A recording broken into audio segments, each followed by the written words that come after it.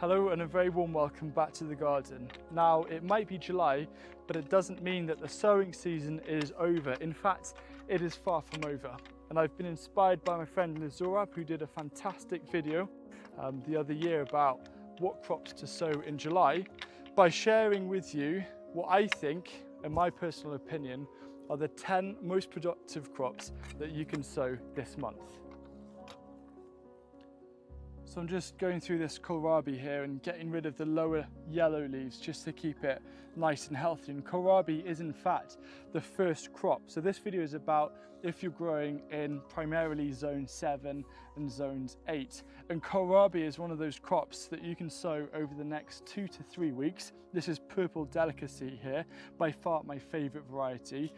You can either sow them direct, but what I prefer to do is just start them off in a module seed tray like this, thin to one plant per cell, and then when they're about, I don't know, 5 to 7 centimeters, so 2 to 3 inches tall, transplant them out into their final growing position. And you can grow these quite close, and they're really productive, fast maturing, and add a nice variety of colour to kind of your autumn garden. So the second crop is actually my personal favourite crop to sow in July, because it's such a staple for me up until around Christmas time, because it stores in the ground where you plant it up around Christmas, and that is beetroot. I've got 3 rows here. This is beetroot bolt hardy of multi-sown clumps. So that's 4 to 6 plants on average that are all growing, and you can direct sow beetroot. You'll just need to thin them out. Multi-sowing is easier because thinning is super simple when they're grown in modules. You transplant them out and you have that instant impact. So over the next week or two, maybe start a couple of module trays full of multi-sown beetroots, and this is something you can start harvesting around September onwards. And the other thing is, when they're grown, you can use the leaves and add these into your salads. The next crop is something that I love having in the garden so much because it looks different to a lot of the other things that I'm growing, and it's fennel. You can use these leaves as garnishes, you can eat these raw, chuck them into salads, or you can let them bulb and you can do all sorts of things. Roasted fennel is one of my favourites. Another thing I like to do as well is to do a simple pickled fennel. And in terms of starting these, over the next 2 weeks is prime time. Fennel doesn't actually really enjoy hot weather, so if you start them in modules over the next couple of weeks and you transplant them 2 weeks later, so just before August, that means that the temperatures are beginning to cool and they're going to enjoy it and flourish and thrive and give you a really fantastic harvest all through autumn and even into early winter. Another crop that prefers cooler weather is Swiss chard. So I grew Bright Lights here, which is just a mix of different varieties of different colours. For example, I got a nice kind of reddy pinky variety here, and this is more of a white beet variety.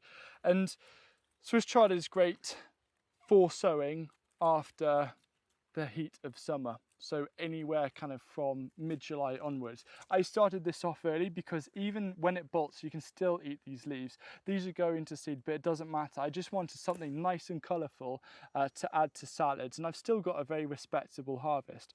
But if you want a truly good Swiss chard harvest, start them around the end of the first week into the second and third week of July.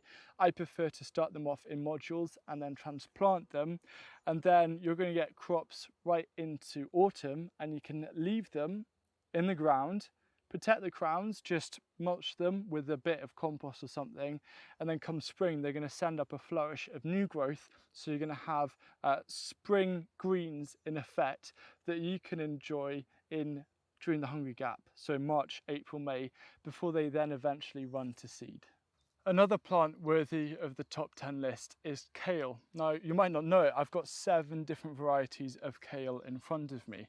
Now, usually you start off kale in April and May and then transplant it in June and July, but there's no stopping you starting off kale in early July, growing them on, then growing them on further in pots. And once things like your tomatoes are cleared out from your undercover growing space, such as the solar tunnel behind me, you can then transplant the kale into your undercover growing space and grow them undercover through winter, which means you're going to get a really nice harvest from that space, and you're going to help make that space nice and productive.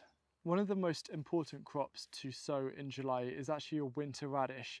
Winter radish tends to be a lot more productive than, say, your spring and summer radish. And the other benefit is it can store in the ground, usually until January and February. That's when we were harvesting ours. So anything like a black Russian radish or something like daikon radish, which is what I'm sitting next to at the moment, I'm not really going to dare pull out another plant, but the roots are seriously getting really deep. So I'm getting excited about that. Now with winter radish, you can start them off in modules, but for me, what I prefer to do is just sow them thinly, directly where they're going to grow, thin them out if needed, and I think that's how they produce the best quality roots. As I'm sitting almost on this squeaky onion, I'm next to the next crop. And I'm cheating a bit. It's not one crop, it's a triplet of crops, and they all come under one umbrella, and those are annual herbs, which is something I'm spending a lot of time and dedicating a bit more space this year in growing. So in front of me here, I've got confetti coriander, never grown that before, easily confused with dill, and then more easily distinguished is this parsley here. And these are things, I've got some more dill as well. You can see I'm growing tons. I've got more parsley around here. It's absolutely amazing. And I've got some caraway hiding around the corner. But with dill, parsley, coriander, these actually prefer cooler weathers as well, especially things like coriander. So start them off over the next couple of weeks. I tend to do modules for parsley and coriander. Now with dill, it is recommended to sow them direct. I haven't done that. There's two salad crops that you can start off side by side that work really well when started in July and even into early August. Those of course are going to be your lettuce and your spinach.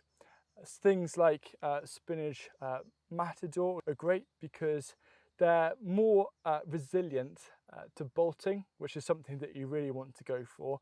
But one of the best ways to prevent issues happening with bolting is sowing a little bit, little and often. So even if an earlier crop runs to seed, you've always got crops coming up as kind of succession crops to replace them.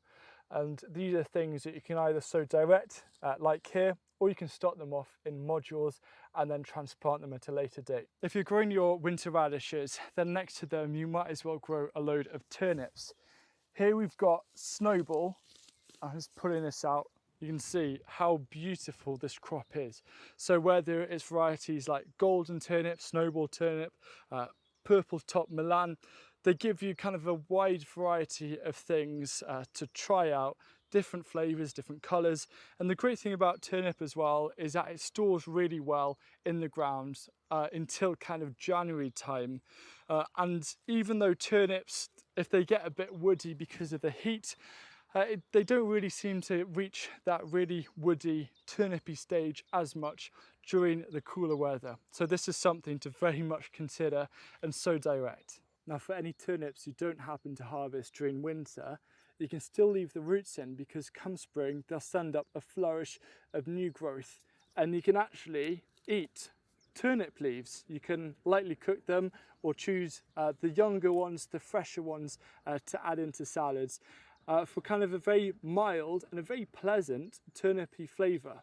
You may be surprised to hear that potatoes actually make this list, but it's not your usual potato varieties that if you plant in July are just going to get absolutely obliterated by blight. It's actually blight resistant varieties. So my friend Adam Jones from Adam and Arth swears by growing Sarpomeras for his Christmas crop. And these are things which I'm currently growing here in this container that you can plant in containers in say July and August. And what ends up happening is you start getting a load of spuds in autumn. You can cut the leaves off and then it means you can store say these containers in a garage or something, and then when it comes to time, when you want to harvest them, all you do is go in, tip out one of your containers, and you've got fresh potatoes for your Christmas dinner. This video isn't sponsored, but I wanted to give a shout out to a seed company I very much rate, created by Fred and Ronya, who are the creators of Vital Seeds. And they've got a great offer at the moment if you are interested in a seed collection called the Second Spring. So it includes a few things that I've mentioned and a load of other varieties that you can sow in kind of July, August time to enjoy those harvests later on this year. So if it sounds like something you're interested in, there'll be a link down below. Now, at this time of year, there's actually a surprising amount of change that's happening in the garden. You might start having things like your broad beans coming out, your onions, your garlic.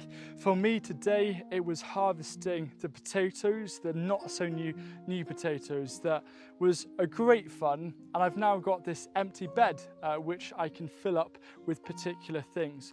So as those gaps begin to emerge throughout July and August, I really hope this video is going to help you to plan ahead, think ahead, to start sowing things in modules or to start purchasing seeds that you need to start filling those gaps and increasing the productivity of your kitchen garden.